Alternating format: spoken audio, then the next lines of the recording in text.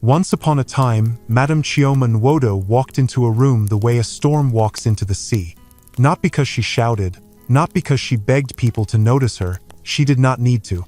She was 70 years old, tall, broad-shouldered, and strong like someone who had spent her whole life fighting and winning. Her arms were firm, her back was straight. Even her face looked like it had learned how to say no without moving the lips. People in Lagos called her many names. The Iron Lady, the woman who does not lose, the one you don't owe. But nobody ever said those names when she could hear. When she was near, they smiled until their cheeks hurt. That evening, she was stepping out of her black SUV at a big hotel on Victoria Island. Bright lights covered the entrance. Cameras flashed like lightning. Men in suits and women in shiny gowns turned their heads at once. A young man in a clean driver uniform quickly opened the door for her. His name was Emeka. He was quiet. He was careful. He was the type of person who watched everything but talked little. He held the door with both hands like it mattered. "Madam," he said, his voice low. Chioma did not look at him for long. She only nodded once, like a queen who had done this 1,000 times. As she walked, her assistant, Kemi, rushed beside her with a tablet in her hand. "Madam, the governor is already inside," Kemi said quickly, "and the chairman of the bank is asking if he can sit near you." Chioma kept walking. "Tell them to sit where they want," she said. Kemi blinked.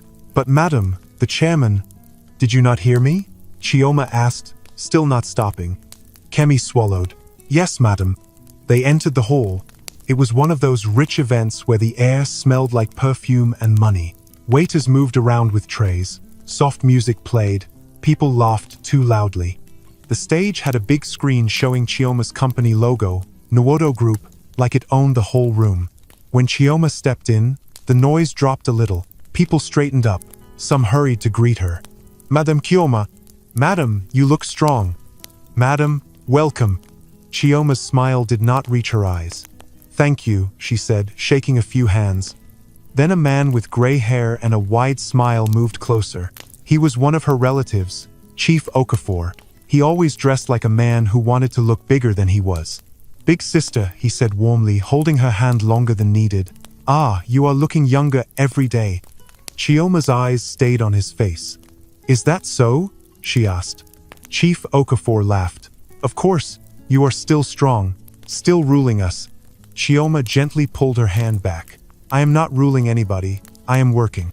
Chief Okafor smiled, but his eyes did not smile. "You work too much," he said. "You should rest sometimes. You know, at your age." Chioma's voice stayed calm. "My age has not killed me yet." Chief Okafor chuckled again, pretending it was a joke. "Yes, yes, I am only saying this because I care," he said. "You know, the family, we just want peace." Chioma stared at him for 1 second too long. "Peace?" she repeated. He nodded fast. "Yes, peace. No stress, no fighting. You know how these things can be when people are thinking about the future." Chioma leaned slightly closer. "Chief Okafor," she said softly, "if you want to say something, say it." He cleared his throat. "Nothing, big sister, nothing." Chioma straightened and walked away, leaving him standing with his smile still hanging on his face like a mask. Kemi followed closely. "Madam," Kemi whispered, "should I tell security to watch him?" Chioma didn't answer right away. Her heels clicked on the floor as she moved. "Let him watch himself," she said. She took her seat at the front table. On the stage, the host started talking about donations and charity and business growth. People clapped. Cameras turned toward Chioma often, as if the room needed her approval before it could breathe. But while everyone looked at her like she had everything, Chioma's mind was somewhere else. Her hand rested on the table, strong fingers, steady nails. To the world, she was a mountain. But deep inside her, there was a small room she never opened in public. A room filled with old pain she never talked about. Because there was one thing Madame Chioma Nwodo did not have. A child. No son. No daughter. Nuwe.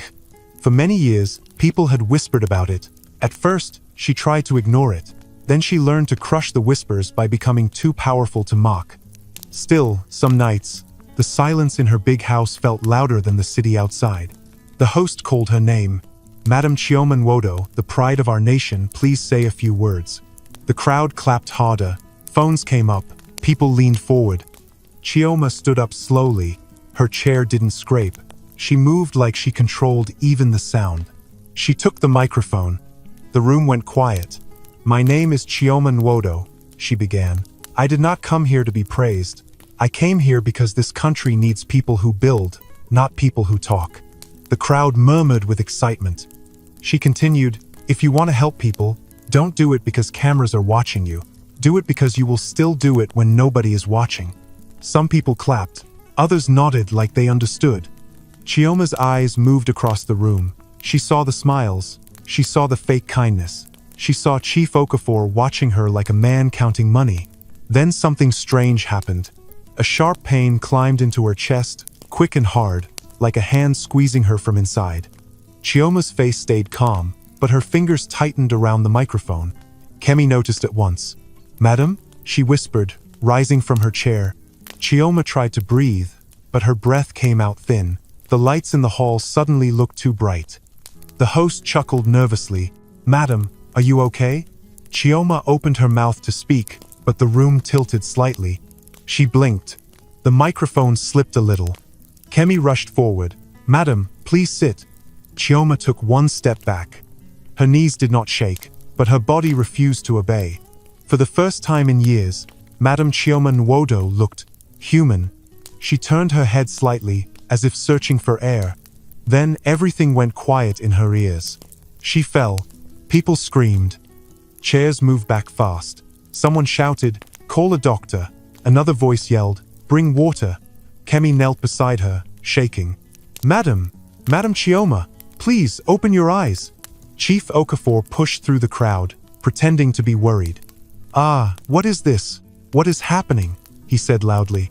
Kemi snapped at him without thinking. "Move back." He raised his hands. "I am only trying to help." At the entrance of the hall, Emeka heard the noise. He was standing outside, waiting like he always did. He rushed in when he saw people running. He saw Chioma on the floor. For a second, his face froze. Not because he was scared of blood or drama, but because he had never seen her fall. He moved closer, careful but fast. Kemi looked up, eyes wet. "Emeka, help me." Emeka knelt down and gently lifted Chioma's head so she could breathe better. His hands were steady, but his eyes were filled with worry. "Madam," he said quietly near her ear, "please stay with us." Chioma's eyelids fluttered like she was fighting to come back. Outside, the sound of an ambulance siren started to grow louder. And inside that noisy hall, as Chioma lay there and people stared, one truth hung in the air like smoke. No matter how strong she was, time was still coming for her. And somewhere in the shadows of her life, the question she had been running from was waiting with open arms. Who will sit on her throne when she is gone? The ambulance doors slammed open, and the cold night air rushed into the hall like someone had opened a freezer. 2 paramedics ran in with a stretcher. People quickly stepped back, but not because they had respect. It was because they were scared. Not of Chioma. They were scared of what her fall could mean for them.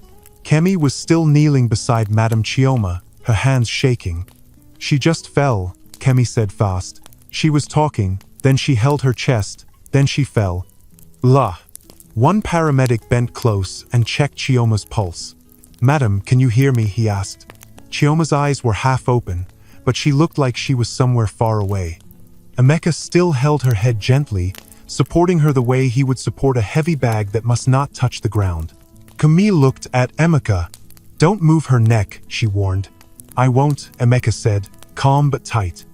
The paramedic nodded at Emeka like he noticed the steadiness.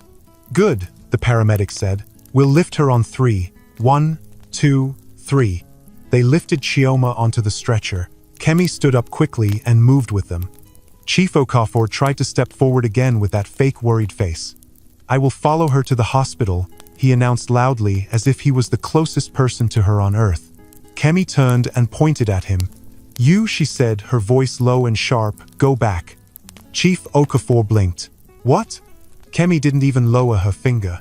"Madam Chioma did not call you," she said, "and you are not her next of kin. Go back." Murmurs rose in the hall. Chief Okafor's smile froze. He forced a laugh. "Kemi, why are you talking like this? We are family." Kemi leaned closer. Family that is counting her money, she said quietly but loud enough for him to hear. Go back.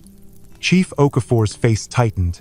He stepped back slowly, still smiling, but his eyes were hard. Kemi turned away and followed the stretcher. Emeka followed too because that was his job, but it was also more than a job. He could not explain it, but leaving her like that felt wrong. Outside, flashing red lights painted the road. The ambulance doors opened again. Kemi climbed in with Chioma. A paramedic looked at Emeka. You coming? He asked. Emeka hesitated for half a second. Yes, he said. Kemi looked surprised, then she nodded once. Enter, she told him. You can help. Emeka climbed in, and the doors slammed shut.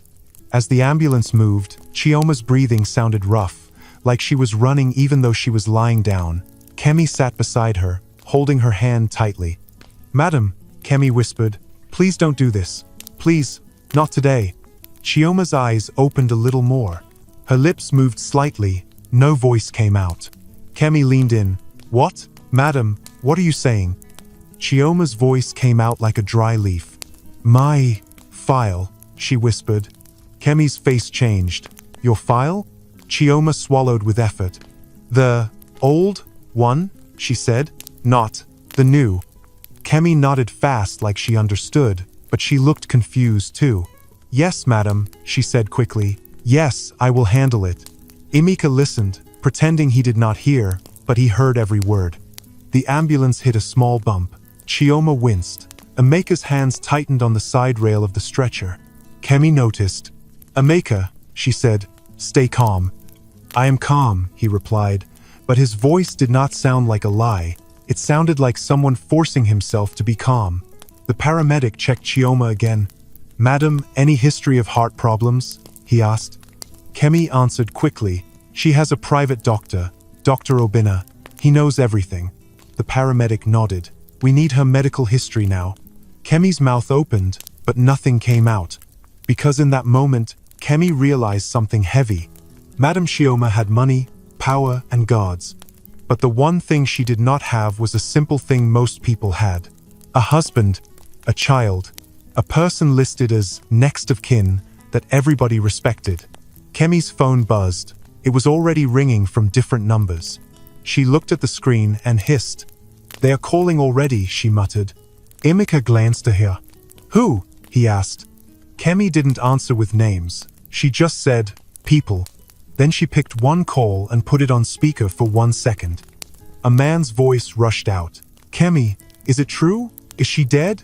Tell me now. Kemi's eyes flashed. She is not dead, Kemi snapped.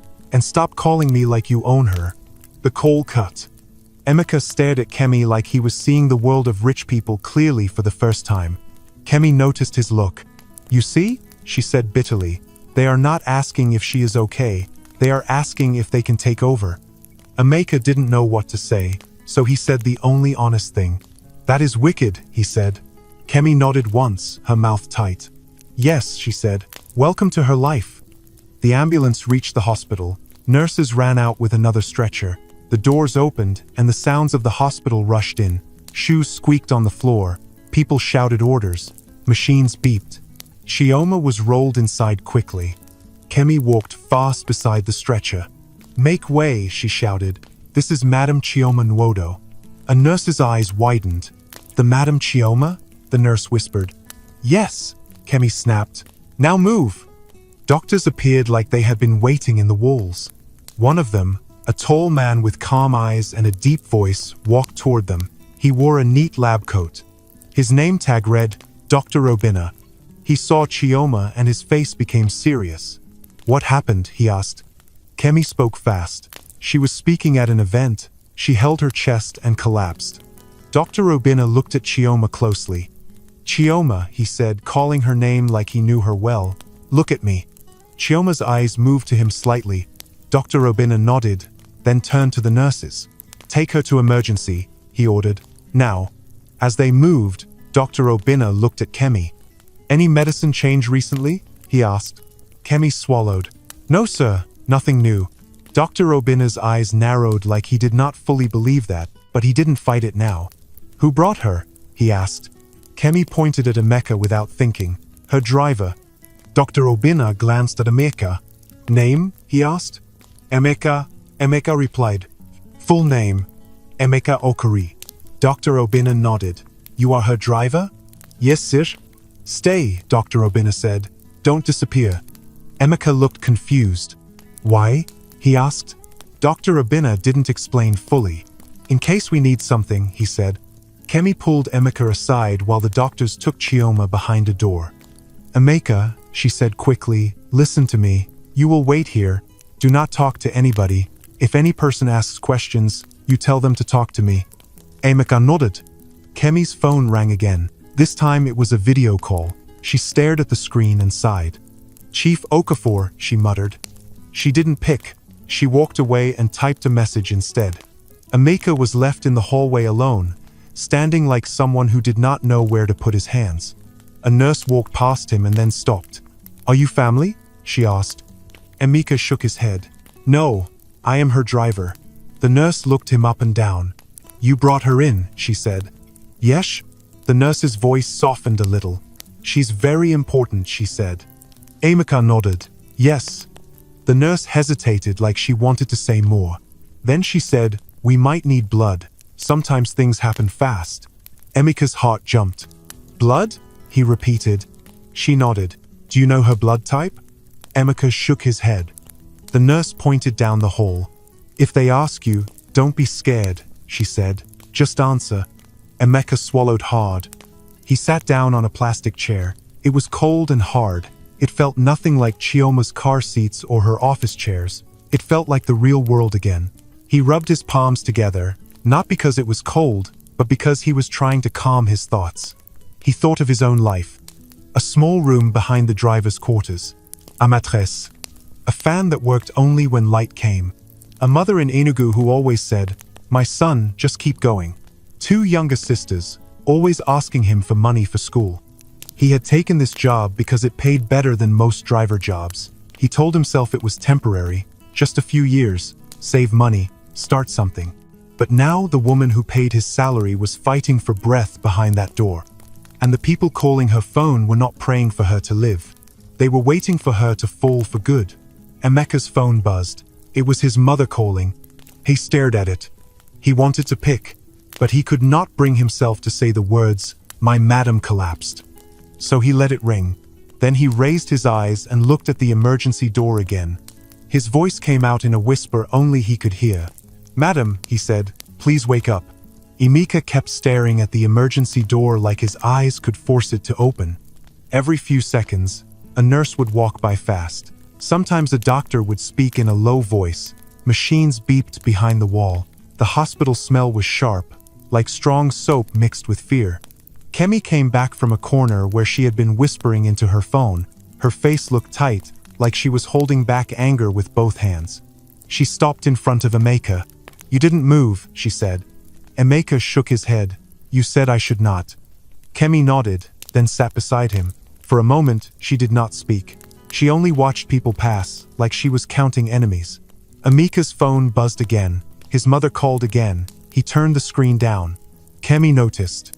Family? She asked. Yes, Emeka said softly. My mother. Pick, Kemi said. Emeka swallowed. I don't want to worry her. Kemi's eyes narrowed. Emeka, she said, worry is better than silence. Silence makes people imagine worse things. Emeka hesitated, then stood up and stepped away a little. He answered the call. Mama, he said. His mother's voice rushed out, warm and worried. Emeka, I have been calling. Are you okay? Emeka forced his voice to stay normal. I'm okay, Mama. Are you at work? She asked. Yes, he said. You sound like you are holding your breath, she said. What is it? Emeka looked back at the emergency door. It is, madam, he said carefully. She fell down at an event. We brought her to the hospital. There was a sharp silence on the line. Then his mother spoke, slow now. Chukwu help you, she whispered. Is she alive? Yes, Mama, Emeka said quickly. She is alive. They are treating her. His mother exhaled like she had been holding her own breath. Okay, she said. Do your work well. Don't talk too much. Don't join any fight. Rich people trouble is like fire. It burns anybody. Emeka's throat tightened. I know, he said. And Emeka, his mother added, remember who you are. Don't let anybody shame you. Emeka stared at the floor. I won't, he said, even though he was not sure. He ended the call and returned to the chair. Kemi looked at him. She's wise. Emeka nodded. She has seen life. Before Kemi could reply, the emergency door opened. Dr. Obinna stepped out. His face was calm, but his eyes were heavy, like a man carrying a secret bag. He pulled down his mask and looked straight at Kemi. She is stable, he said. Kemi stood up so fast her chair almost fell. Stable? She repeated. Meaning what? Dr. Obinna raised a hand to slow her. Her heart rhythm is not normal, he explained. Her blood pressure shot up. She fainted from stress and strain. We have controlled the danger for now. Kemi's eyes filled, but she didn't let the tears fall. Can I see her? She asked. In a few minutes, Dr. Obinna said. Then his eyes moved to Emeka. You, he said, pointing lightly, come. Emeka blinked. Mesa? Yes, Dr. Obinna said. Both of you, we need to talk. Kemi's face changed. Talk about what? Dr. Obinna didn't answer there. He walked down the hall toward a small room with a glass window. Kemi and Emeka followed. Inside the room there was a desk, 2 chairs, and a file cabinet. It looked like a place where bad news lived. Dr. Obinna shut the door. Kemi crossed her arms. Doctor, speak. Dr. Obinna took a breath. Madam Chioma asked for her old file, he said. Kemi's eyes flicked. Yes, she mentioned it in the ambulance. Dr. Obinna nodded slowly. That old file is not only about her heart, he said. It is about the problem she has hidden for most of her life. Emeka stood very still. He felt like he had walked into a room he was not meant to enter. Kemi's voice lowered. You mean, the child issue? Dr. Obinna looked at Kemi like he was surprised she said it openly. Yes, he said. Her fertility history, her treatments, her losses. Kemi's face stayed firm, but her hands tightened. And? She asked. Dr. Obinna placed a thick folder on the table. It made a heavy sound. And time is chasing her, he said. Kemi stepped closer. Doctor, be direct. Dr. Obinna nodded. Madam Chioma is 70, he said. Her body is strong, yes, but her heart is under pressure. Her stress is killing her slowly. Kemi's jaw clenched. You're saying the family stress is doing this? I'm saying, Dr. Obinna replied, that the fear of leaving her empire without an heir is eating her from inside. Emeka's eyes moved between them. He wanted to disappear, but the room felt too small. Kemi exhaled. So what do we do? Dr. Obinna sat down. We do what she has refused to do for years, he said. We face the truth and we plan. Kemi did not sit. Plan how?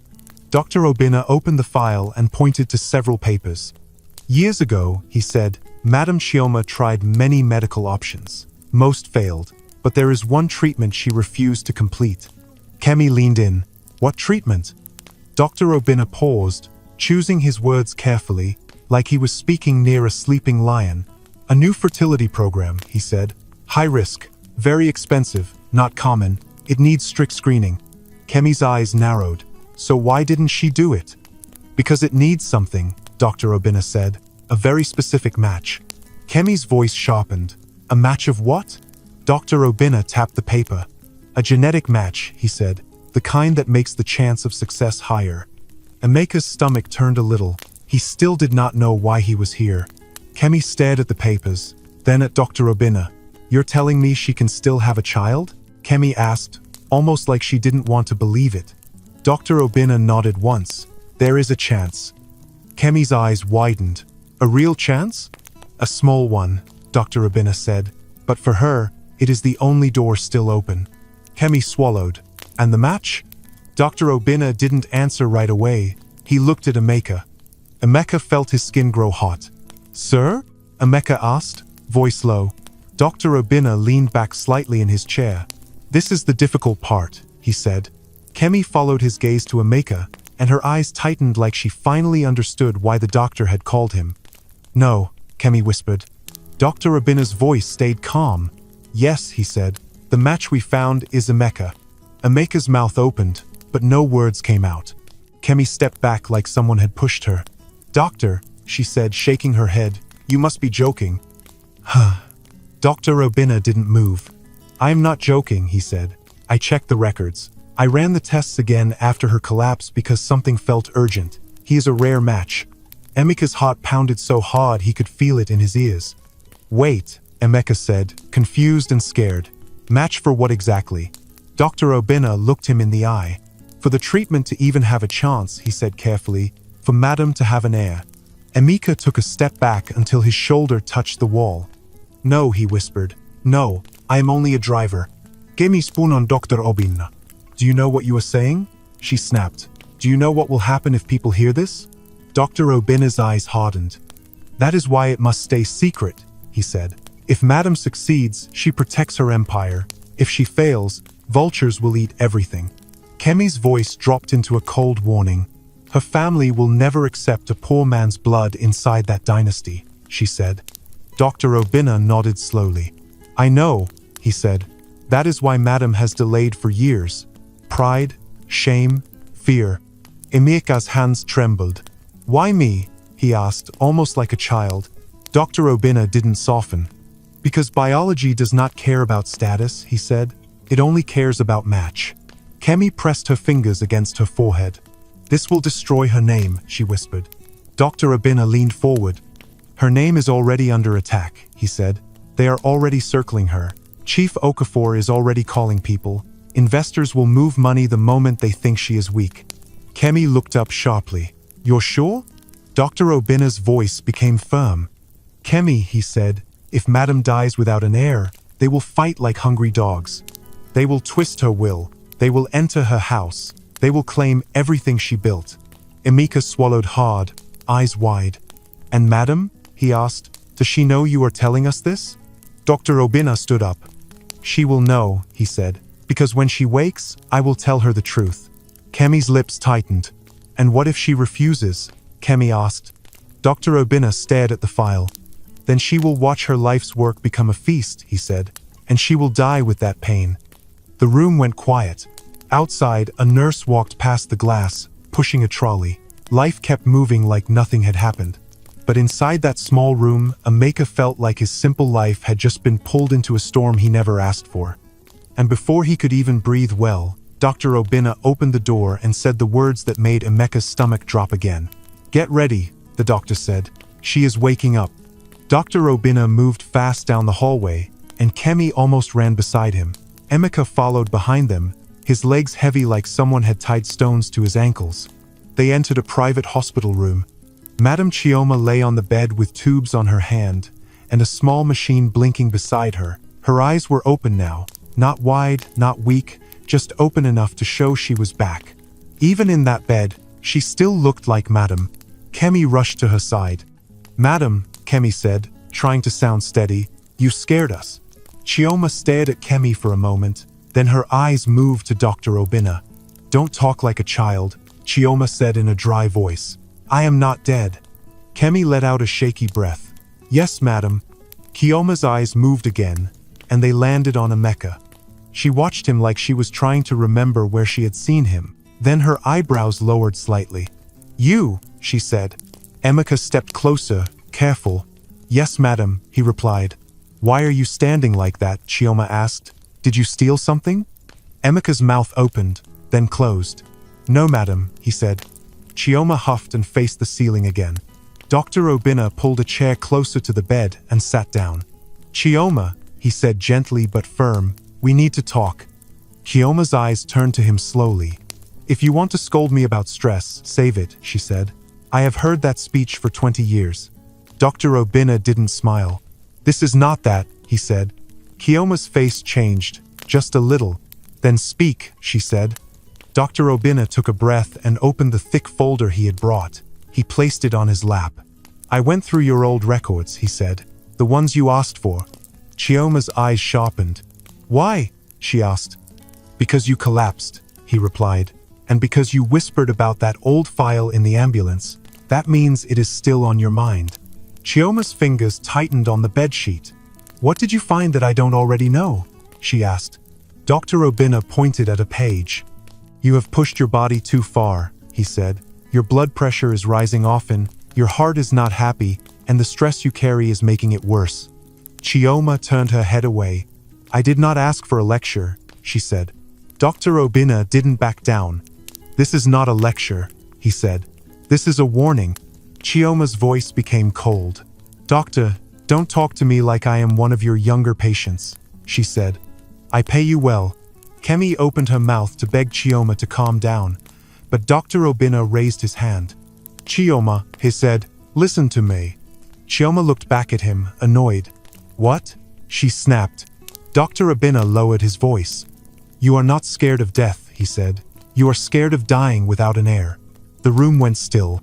Kemi froze like she had been caught. Emeka's heart jumped again. Chioma didn't speak at first. Her eyes stayed on Dr. Obina, sharp, angry, and wounded all at once. Then she laughed once, but it was not a happy laugh. So that is what you came to say, she said. You came to say the thing people whisper behind my back. Dr. Obina's face stayed calm. I came to say the thing you whisper to yourself, he replied. Chioma's jaw tightened. Kemi leaned in quickly. Madam, please? Shut up, Kemi, Chioma said without looking at her. Kemi swallowed and stepped back. Chioma stared at Dr. Obina. Go on, she said, voice low. Say the rest. Finish it. Dr. Obina nodded. There is a treatment, he said. A risky one, a rare one. You stopped it years ago because you were angry and ashamed. Chioma's eyes narrowed. You want me to start that nonsense again? She asked. It is not nonsense, Dr. Obina replied. It is your only real chance. Chioma's lips pressed into a thin line. And what does it need? She asked, like she already knew there would be a catch. Dr. Obina paused. It needs a match, he said. Chioma's eyes flashed. A match, she repeated slowly. A man. Dr. Obina didn't answer with words. He simply looked past Chioma, toward Emeka. Chioma noticed that look. Her head turned. She followed the line of Dr. Obina's eyes and landed on Emeka again. Emeka felt like the room was closing in. Chioma stared at him. Then she looked at Dr. Obina again. What is this? She asked. Why are you looking at my driver? Dr. Obina spoke carefully. Because he is the match, he said. For 3 seconds, nobody moved. Then Chioma's face went blank, like a mask had been dropped on it. Her voice came out quiet. My driver? She asked. Dr. Obina nodded. Yes. Chioma stared at Emeka again, up and down, like she was seeing him for the first time. Then she laughed again, louder this time, but it still wasn't a happy laugh. You must be mad, Chioma said. You must be drunk. Dr. Obina stayed steady. I am neither, he replied. Chioma's eyes hardened. You want to destroy me, she said. You want to turn me into a joke. Chioma, Dr. Obina said, this is medicine, not gossip. Chioma's voice rose. Medicine? She barked. You think people will hear Madam Chioma got pregnant and ask about science? They will ask, who climbed her bed? Kemi flinched. Emeka's throat tightened. He wanted to disappear through the floor. Dr. Obina leaned forward. That is why secrecy matters, he said. But you must decide. You cannot keep running. Chioma's chest moved up and down. She looked angry. But it was not only anger. It was fear wearing anger as clothes. She pointed at Emeka with a stiff finger. This boy, she said, he is nothing. He is a driver. Emeka's face burned. Dr. Obina replied, he is a human being, and his status does not change what the tests show. Ha! Chioma's eyes narrowed even more. Did he plan this? She asked suddenly. Did he do something? Did you people plan to trap me? Emeka stepped forward quickly, shaking his head. No, madam, he said. I swear. I did not even know anything. I only drove you. I only helped. Chioma stared at him like she didn't believe a word. Then she looked at Kemi. Kemi, she said, did you know about this? Kemi's voice trembled. No, madam, I just heard now. Chioma looked back at Dr. Obina. And you are telling me this because I collapsed, she said. Yes, Dr. Obina replied. Because your body is giving you signs, because time is short. Chioma went silent again. Then she turned her head away, staring at the window. Her voice dropped. Leave me, she said. Kemi moved fast. Madam, leave me. Chioma snapped, louder now. Kemi stepped back, shocked. Dr. Obina stood up slowly. Okay, he said. Rest. We will talk again when your mind is calmer. Chioma didn't reply. Dr. Obina walked out. Kemi followed, but before she left, she looked back at Emeka. "Come," she whispered. "Don't stand there." Emeka followed them out of the room, his head spinning. In the hallway, Kemi rubbed her forehead. "This is bad," she whispered. Emeka's voice shook. "What will happen to me?" Kemi looked at him. "I don't know," she said honestly. "But if Madame Chioma decides something, it will happen fast." Emeka swallowed. "I did nothing," he said. "I only did my job." Kemi nodded. "I know." Dr. Obinna stepped closer. "Emeka," he said, "go home for tonight. Don't tell anyone what you heard. Not your friends, not even your mother." Emeka blinked. "Not my mother?" Dr. Obinna's voice was serious. "Especially not your mother," he said, "because once words leave your mouth, you cannot catch them." Emeka nodded slowly, even though his stomach felt sick. That night, Emeka did not sleep well. 2 days later, his phone rang while he was washing his car outside the staff quarters. It was Kemi. "Emeka," she said quickly, "Madam wants to see you." Emeka's hands froze. "See me?" he asked. "Yes," Kemi replied. "Come to the house now, wear your uniform, and Emeka, please be careful with your mouth." Emeka's heart pounded as he entered the big mansion later that day. The white walls were clean like paper. The floor shined like water. Everything looked expensive, quiet, and cold. Kemi led him into a private sitting room. There was no music, no TV, just silence. Madame Chioma sat on a chair like she owned the air. She looked stronger than she did in the hospital. Her face was calm again, but her eyes were hard. Emeka stood in front of her like a student called to the principal's office. "Sit," Chioma said. Emeka sat slowly at the edge of the chair. Chioma stared at him for a long time without speaking. Then she spoke, slow and clear. "I have decided," she said. Emeka's throat went dry. "Madam?" Chioma raised her hand. "Don't beg," she said. "Don't explain. Just listen." She nodded toward the table. A brown envelope sat there, thick and neat.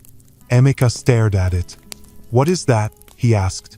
Chioma's voice stayed flat. "A contract," she said. Emeka blinked. "Contract for what?" Chioma leaned forward slightly. "For your future," she said. "And for mine." Kemi stood by the door, tense like a guard. Emeka looked at Chioma, confused and scared. "Madam," he said, "I don't understand." Chioma tapped the envelope with one finger. "You will understand when you read," she said, "but let me say it in plain words so you don't pretend later." She paused. Then she said the words in a way that made Emeka feel like the room had no air. "You will help me get an heir," Chioma said, "and in return I will change your life." Emeka's eyes widened. "Madam," he whispered. Chioma's eyes didn't soften. "There will be no love," she said. "No foolish dreams. No calling me sweet names. This is business." Emeka's hands shook as he reached for the envelope. He opened it and pulled out papers full of lines and signatures. He could read some words, but not all. He looked up. "What about my family?" he asked. Chioma didn't blink. "The contract covers your mother," she said. "A house in Enugu, school fees for your sisters, a monthly payment that will not fail." Emeka swallowed hard. "And what about me?" he asked. Chioma's mouth curved into a small, humorless smile. "You will be protected," she said, "but you will also be controlled." Emeka's voice shook. "Madam, people will talk." Chioma leaned back.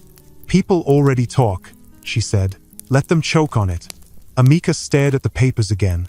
His mind ran to his mother, to his sisters, to the broken roof in their old house, to the fear of waking up one day and having nothing. He looked up at Chioma again. "But madam," he said, almost pleading, "this thing, it is strange." Chioma's eyes turned sharp. "Life is strange," she said. "Poverty is also strange, so decide which one you prefer." Kemi took one step forward, softly. "Emeka," she said, "read the last page." Emeka flipped to the last page. There was a place to sign. His hand hovered. Chioma watched him like she was watching someone about to jump into water. "Sign," Chioma said. Emeka's lips trembled. "If I sign," he said, "can I change my mind later?" Chioma's voice became cold again. "No," she said. "Once you enter my world, you don't walk out like you entered." Emeka closed his eyes for 1 second. Then he picked the pen. His hand shook, but he signed. When he dropped the pen, it felt like something heavy had dropped inside his chest too. Chioma stood up slowly and walked closer. She looked down at the papers, then up at Emeka. "Good," she said. Then she said the final words like a warning carved in stone. "Emeka," Chioma told him, "this is not love, this is empire." Emeka left that sitting room like someone who had just signed his name on a storm. The mansion looked the same, bright and perfect, but his mind was not bright at all. His ears still heard Madame Chioma's voice saying, "This is not love, this is empire." As he walked back to the driver's quarters, his uniform suddenly felt too tight, not on his body, but on his life, like the cloth was holding a secret bigger than him. That night, he stared at the ceiling of his small room and listened to the quiet. He thought of his mother in Enugu. He thought of his sisters laughing when light came. He thought of how his mother would shout his name if she knew what he had agreed to. His phone buzzed. A message from Kemi. "Be ready. Tomorrow 6 a.m. No mistakes." Emeka typed back one word. "Okay." Morning came too fast. At 5:50 a.m., Kemi was already outside with a small bag and a serious face. She looked like a person going to war, not a hospital. "Good morning," Emeka said. Kemi didn't smile. "Good morning. Are you alone?" "Yes," Emeka said. "Good," she replied, "because from today you don't talk freely again." Emeka swallowed. "Where are we going?" Kemi's eyes flicked around, checking who could hear. "To a private clinic," she said, "not the main hospital." Emeka frowned. "Why?" Kemi's voice dropped. "Because eyes are everywhere. Madame's family has people in places you can't imagine." They drove out of the mansion compound quietly, like they were doing something wrong. Madame Chioma sat in the back seat. She wore dark glasses even though it was early. Her face was calm, but her mouth was tight. Emeka drove, eyes forward. Kemi sat in the front passenger seat with her phone in her hand, ready to block calls like a shield. Madame Chioma finally spoke. "Emeka," she said. "Yes, madam," he replied. "If you tell anyone about this," she said, "you will regret it for the rest of your life." Emeka's hands tightened on the steering wheel. "I won't tell anyone," he said. "You better not," Chioma replied, "because I don't like chasing people. I like ending things quickly." Kemi turned slightly. "Madam, he understands." Chioma didn't answer Kemi. She just stared out the window like the city had offended her.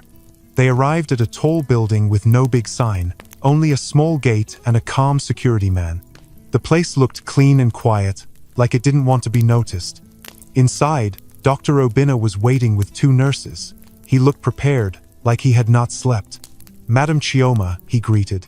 Chioma nodded once. "Doctor." Dr. Obinna looked at Emeka like he was checking if Emeka was real. "You came," he said.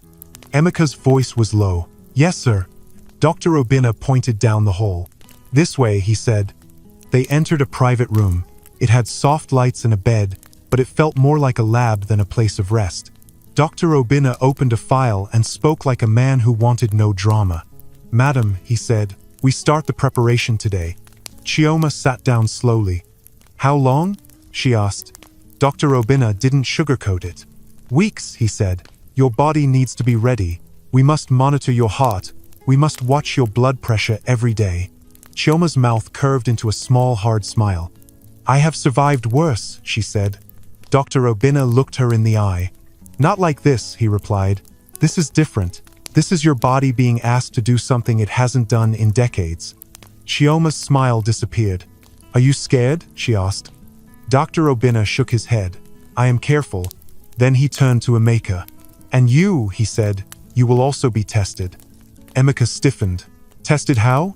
"Blood," Dr. Obinna replied. "Health screening. No sickness. No hidden problem." Emeka's face warmed. "Okay." Kemi cleared her throat. "Doctor," she said, "we agreed on privacy." Dr. Obinna nodded. "This clinic staff is trusted. Phones are locked outside. No pictures. No talk." Chioma spoke again, sharp. "If one story leaks, I will burn this place down with money," she said. The nurses looked away quickly. Dr. Obinna didn't flinch. "I know," he said. "Now, madam, lie back." Chioma lay back like a soldier obeying orders. One nurse cleaned her arm. A small needle went in. Blood filled a tube. Chioma watched without blinking, but when the nurse brought out a set of pills and injections, Chioma's eyes narrowed. "What is that?" she asked. "Hormone support," Dr. Obina said. Chioma's voice turned rough. "At my age?" "Yes," he replied. "This is part of it." Chioma sat up a little. "And if my heart fails?" she asked. Dr. Obina's voice stayed firm. "Then we stop," he said. "But if we stop too early, nothing works. If we push too hard, you might not survive." Chioma stared at him like she hated the truth. Kemi's voice softened. "Madam," she said gently, "we can go step by step." Chioma's jaw tightened. "I hate step by step," she muttered. "I like results." Dr. Obina sighed. "This is not business," he said. "This is the human body." Chioma lay back again. "Fine," she said. "Do it." The next days became a quiet routine, but it wasn't peaceful. Some mornings, Chioma looked fine, sitting in the back of the car, giving Kemi orders on her phone like nothing had changed. Other mornings, she held her chest lightly when she thought nobody was watching, or she pressed her fingers against her forehead, fighting a headache. Emeka noticed those things. He didn't speak about them, but he drove smoother. He avoided rough roads. He kept water in the car even when nobody asked. One morning, Chioma's hand shook slightly as she took her medicine. Emeka saw it through the mirror. He spoke before he could stop himself. "Madam, are you okay?" Chioma's head snapped up. "Are you now my nurse?" she asked. Emeka swallowed. "No, madam. I noticed." Chioma stared at him for a moment, then looked away. "Drive," she said. But the next time they reached the clinic, Chioma tried to walk fast and almost stumbled. Kemi gasped and moved to hold her.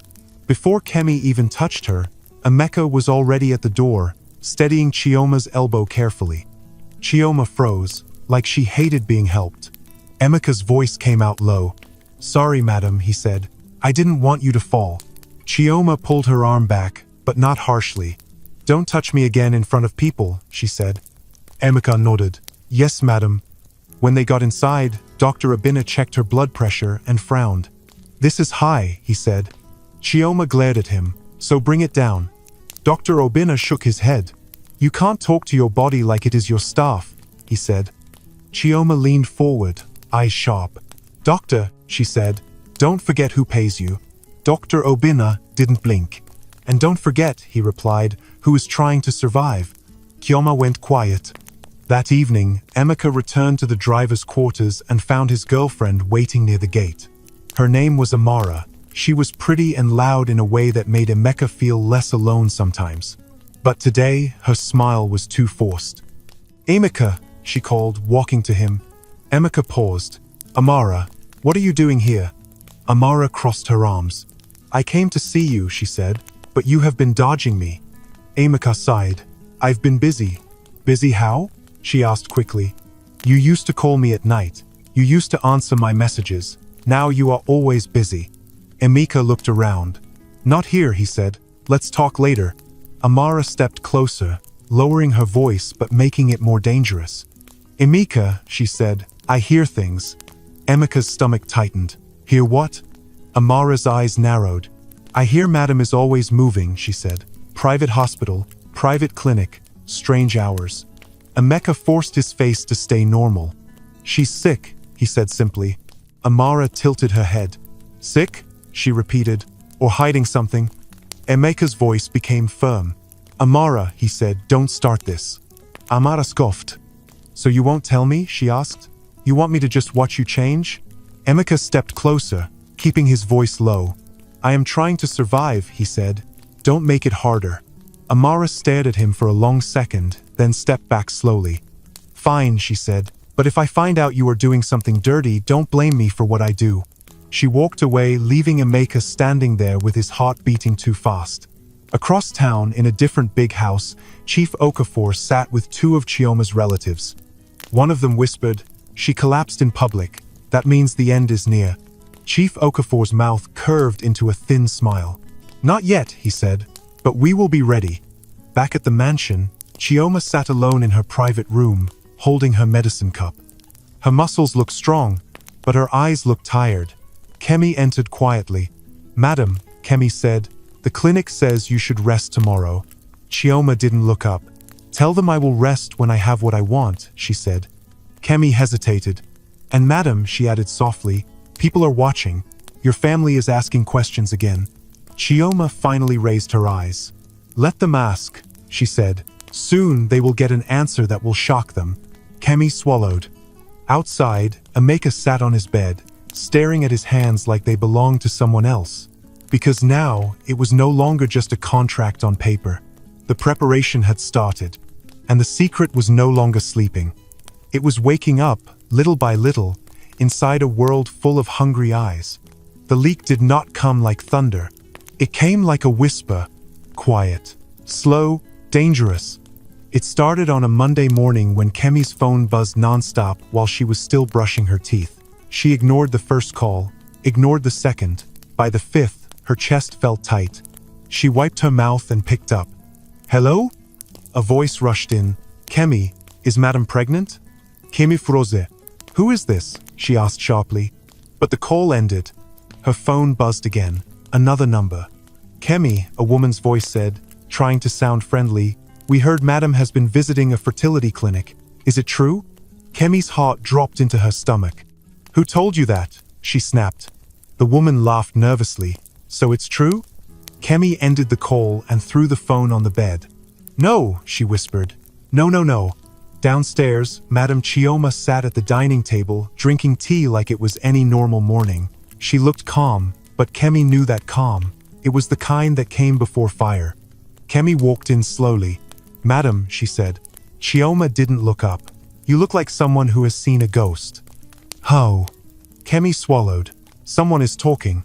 Chioma's hand paused midair. Talking how? She asked. Kemi chose her words carefully. People are asking questions. About clinics. About pregnancy. Chioma placed the cup down slowly. Who? She asked. I don't know yet, Kemi replied. But the calls are too many to be normal. Chioma leaned back in her chair, eyes sharp. Someone opened their mouth, she said. Kemi nodded. Yes. Chioma's voice dropped. Find out who. Kemi hesitated. Madam, if it's already outside, we may not catch it in time. Chioma's eyes hardened. I said find out. Before Kemi could reply, Emeka walked in quietly to ask about the car keys. He stopped when he felt the air in the room. Madam Chioma looked at him. Emeka, she said. Has anyone spoken to you? Emeka shook his head fast. No, madam. Your girlfriend? Chioma asked. Emeka stiffened. She asked questions, but I said nothing. Chioma studied his face like she was checking for cracks. Good, she said. If she opens her mouth, cut her off. Emeka's chest tightened. Madam? Chioma waved her hand. I don't mean kill her, I mean remove her from your life. This thing has no space for weak links. Emeka nodded slowly, even though his heart hurt. Kemi's phone buzzed again. She looked at the screen and her face drained of color. It's already online, she said. Chioma stood up. Show me. Kemi handed her the phone. The headline was not loud, but it was deadly. Powerful female billionaire seen at fertility clinic. Sources say she wants an heir. Chioma stared at it without blinking. Emeka felt his knees weaken. Kemi spoke fast. No name yet, but comments are already flying. Chioma handed the phone back calmly. So it has started, she said. Kemi panicked. Madam, we should release a statement. Say it's fake. Say it's for charity. Chioma shook her head. No. Kemi blinked. No? If we deny too hard, Chioma said, they will dig harder. Kemi paced. But investors will panic anyway, Chioma cut in. Fear smells like blood. As if on cue, Chioma's phone rang. She looked at the name and smiled coldly. Chief Okafor, she said. She answered. Good morning, sister. Chief Okafor's voice came through, warm and fake. I just wanted to check on your health. Chioma leaned against the table. I'm alive, she said. Is that what you wanted to hear? Chief Okafor chuckled. Of course, but you know how people talk. Yes, Chioma replied. I know. So tell me, he said softly, are the rumors true? Chioma smiled. Which rumor? She asked. The one about you trying to get pregnant, he said. Chioma's smile faded. That is my business, she replied, not yours. Chief Okafor's voice hardened just a little. Anything that affects the family is my business, he said. Chioma laughed once. Family that waits for my death. There was silence. Then Chief Okafor spoke again. Careful, sister. People don't like surprises. Chioma's voice turned sharp. Then they should stop watching my womb. She ended the call. Kemi exhaled loudly. He knows. He guessed, Chioma corrected. And guessing makes people reckless. Outside, Emeka's phone buzzed. A message from Amara. I saw something online. Call me now. Emeka felt sick. He showed Kemi quietly. Kemi whispered, ignore it. But before Emeka could reply, Amara stormed into the compound, eyes wide, phone in her hand. Emeka, she shouted. Is it true? Guards moved to stop her, but Chioma raised a hand. Let her come, Chioma said. Amara froze when she saw Chioma standing there. Madam, she stammered. Chioma looked at her calmly. Say what you came to say. Amara swallowed. People are saying, they are saying you're pregnant, and that Emeka is always with you. Is he involved? Emeka stepped forward. Amara, stop. Chioma raised her hand again. No, she said. Let her ask. She stepped closer to Amara. Girl, Chioma said, do you think you are important enough to know what happens in my body? Amara's face flushed. I'm just asking. Leave, Chioma ordered, before you embarrass yourself more. Amara turned to Emeka, tears in her eyes. So, you won't even deny it? She asked. Emeka's voice broke. I can't talk. Amara laughed bitterly. Then that's my answer. She ran out. Emeka stood still, heart pounding. Kemi whispered, this is getting messy. Chioma's face was hard as stone. This is only the beginning, she said. That evening, news spread faster. Investors called. Politicians whispered. Some praised her courage. Others mocked her age. By night, another headline appeared. Who is the mystery man behind the billionaire's pregnancy plan? Chioma sat alone in her room, lights off, staring at the window. Her hand rested on her stomach, not with joy, but with fear and hope mixed together. Emeka stood outside her door, unsure if he should knock. Kemi joined him quietly. Madam says you should go home, Kemi whispered. Emeka nodded. As he walked away, his phone buzzed again. Unknown number. The message was short. Stop this madness, or you will regret it. Emeka's heart raced. Behind closed doors, Chioma picked up her phone and typed one sentence to Dr. Obinna. They are trying to stop us. His reply came fast. Then we must move faster. And in the city that never slept, the secret had fully escaped its cage. Now everyone was watching. And some of them were ready to destroy whatever tried to be born. The storm did not slow down. It grew teeth. By morning, Madame Chioma's house felt like a courtroom without a judge. Lawyers came in dark cars. Phones rang like alarms. Every room held a quiet argument. Kemi stood in the hallway, holding a stack of documents, her eyes tired. They filed an injunction, she said, walking into Chioma's private study. Your cousin and 2 board members, they want to stop all medical procedures until your mental state is reviewed. Chioma sat behind her desk, back straight, eyes calm. My mental state, she repeated. Yes, Kemi said. They are saying the pregnancy plan is proof you're not thinking clearly. Chioma laughed, but there was no humor in it. So wanting a child makes me mad, she said, but wanting my money makes them sane. Kemi hesitated. Madam, they are also asking the court to freeze some accounts. Chioma's eyes hardened. They are moving faster now.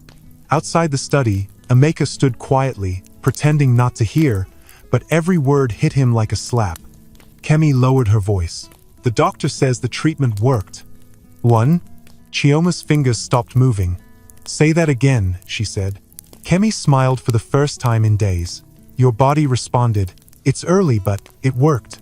For a second, Chioma didn't speak. Then she slowly placed her hand on the desk. So it has begun, she said softly. Kemi nodded. Yes. The silence that followed was heavy. Not joy, not fear, something deeper. Emeka felt his chest tighten. He didn't know whether to smile or cry. Chioma finally spoke again. Call Dr. Obinna, and call my lawyer, the real one. Kemi nodded and turned to leave. Wait, Chioma added.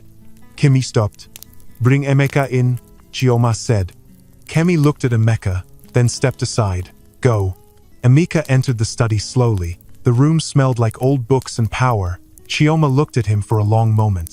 "You look thinner," she said. Emeka swallowed. "I haven't been sleeping well, madam." "Neither have I," Chioma replied. She leaned back slightly. "They are trying to stop this," she said. "They will say you forced me, or I forced you, or I am confused." Emeka shook his head. "I never forced anything." "I know," Chioma said, "but truth does not always win in court." She pushed a file across the desk. "What is this?" Emeka asked. "My will," Chioma replied. Emeka's eyes widened. "Madame?" "I am updating it," she said calmly. "Today." Emeka's heart skipped. "Why now?" "Because life does not give notice," Chioma said, "and my enemies don't sleep." She leaned forward. "The child," she said, "will be my heir." Emeka's mouth went dry. "Madam, what about me?" Chioma studied his face. "You will be protected," she said, "but don't misunderstand. This child will belong to the empire." Emeka nodded slowly. "But," Chioma added, "if anything happens to me, you will raise the child." Emeka froze. "Me?" "Yes," Chioma said. "Not my family, not my board, you." Emeka's voice shook. "Why?" Chioma's eyes softened just a little.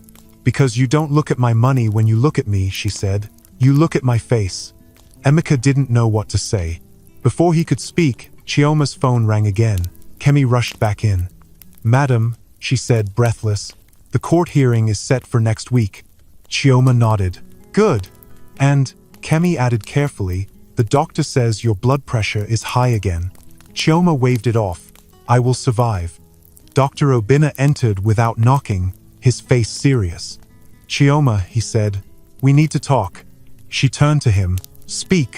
"This stress will kill you," he said bluntly. "Your body is already under strain. Pregnancy at your age is not a joke." Chioma's voice rose. "I did not ask to be comfortable. I asked to be a mother." Dr. Obinna stepped closer. "Then you must slow down." "I can't," Chioma replied. "Not now." That night, Chioma collapsed again. This time, it was in her bedroom. Emeka heard the crash and ran in before the guards. He saw Chioma on the floor, breathing hard, sweat on her face. "Madam," he shouted. Kemi rushed in behind him. "Call the doctor." Emeka knelt beside Chioma, his hands shaking. "Please," he whispered, "please don't die." Chioma opened her eyes slightly. "Stop talking like that," she said weakly. Kemi helped her sit up. "Madam," Kemi said, crying now, "you need rest." Chioma looked at Emeka. "If I die," she said slowly, "don't let them touch the child." Emeka's voice broke. "You won't die." Chioma smiled faintly. "You don't control that." Dr. Obinna arrived and checked her quickly. "She needs bed rest," he said. "No meetings, no calls, or we stop everything." Chioma closed her eyes. "Fine," she whispered. "I will rest." But rest did not stop the war. The next day, newspapers screamed. Family sues billionaire over pregnancy decision. Investors panicked. Lawyers argued. At night, Emeka sat alone outside the mansion, staring at the sky. He thought of his old life, his small dreams, his simple plans. Now, a whole empire rested on something growing inside a woman old enough to be his grandmother. Kemi sat beside him quietly. "Are you scared?" she asked. Emeka nodded. "Yes." "Good," Kemi said. "It means you understand the weight." Inside, Chioma lay awake, one hand on her stomach, the other holding her phone. She recorded a voice note. "If you are hearing this," she said softly, "then I am gone. Remember, this child was not born from shame, but from fight." She saved it. Outside, thunder rolled in the distance. The storm before birth had arrived, and nobody knew who it would spare. The night Chioma went into labor, the house did not sleep. Rain hit the roof hard, like the sky was angry. Thunder rolled low and heavy. Inside the mansion, lights stayed on in every room, but the air still felt dark. Chioma screamed. Not a long scream, a sharp one, the kind that cuts. Kemi ran into the bedroom first. "Madam!" she shouted. Chioma lay on the bed, her face wet with sweat, her teeth tight. "It's time," Chioma said. "Call Obinna." Kemi's hands shook as she grabbed her phone. "He's on the way." Another pain hit Chioma. She grabbed the bedsheet.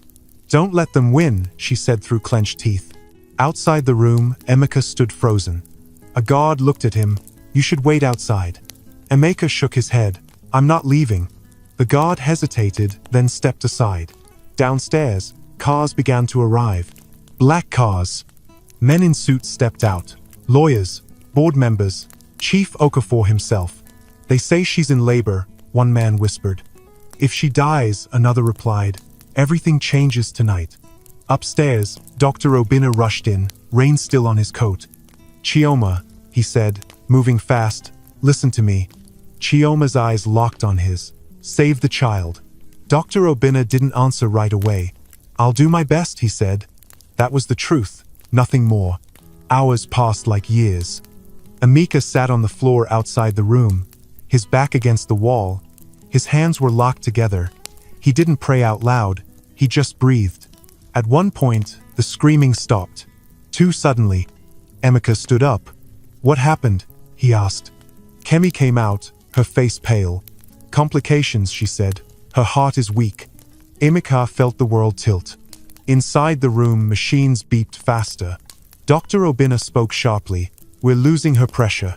Chioma opened her eyes again. "Emeka," she whispered. Everyone froze. Dr. Obinna looked at the door. "How does she know?" Emeka rushed in. "Yes, madam," he said, kneeling beside her.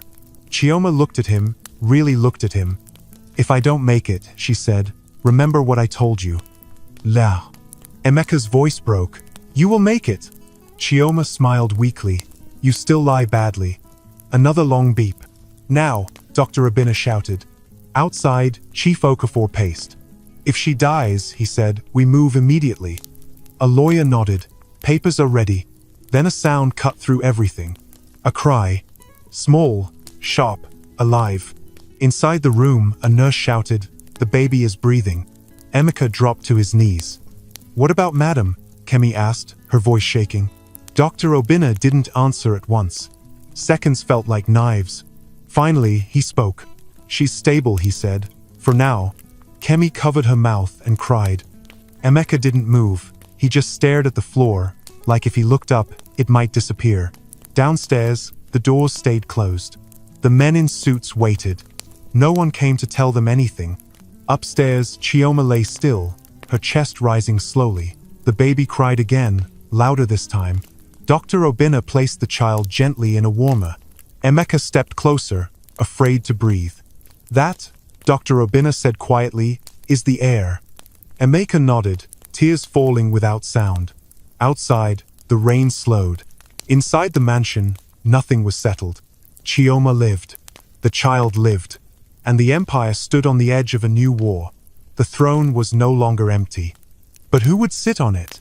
That battle had only just begun.